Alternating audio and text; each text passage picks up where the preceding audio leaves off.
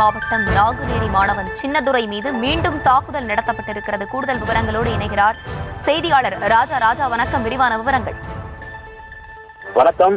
நாங்குநேரி மாணவன் சின்னத்துரை மீது மீண்டும் தாக்குதல் நடத்தியுள்ளனர். கிரைண்டர் செயலி மூலம் நாங்குநேரி மாணவன் சின்னத்துரை பழகியுள்ளான்.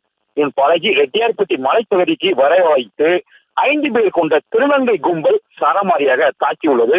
இவன் இந்த கும்பல் மூலமா அவன் ஃப்ரெண்டு நினைச்சு போயிருக்கிறான்.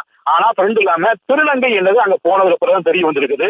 உடனே அவங்ககிட்ட இருக்கக்கூடிய மொபைல் மற்றும் பணத்தை புடுங்கி அவனை தாக்கியுள்ளார். உடனே பரிகாயமடைந்த மாணவனை தற்போது நெல்லை அரசு மருத்துவமனைக்கு சிகிச்சைக்காண்டி அனுமதிக்கப்பட்டிருக்கான். நெல்லை மாநகர கிழக்கு துணை ஆணையாளர் வினோத் சாந்தாராம் மற்றும் உதவி ஆணையர் சுரேஷ் நேரில் விசாரணை நடத்தி வருகிறார். தொடர்ந்து நெல்லை அரசு மருத்துவமனை போலீசார் குவிக்கப்பட்டுள்ளது. மாணவனுக்கு திருநெல்வேலி அரசு மருத்துவமனையில் தீவிர சிகிச்சை அளிக்கப்பட்டது.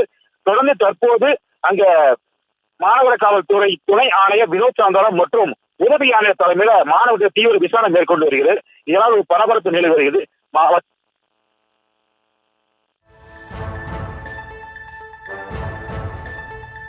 விவரங்களை வழங்கியமைக்கு நன்றி ராஜா.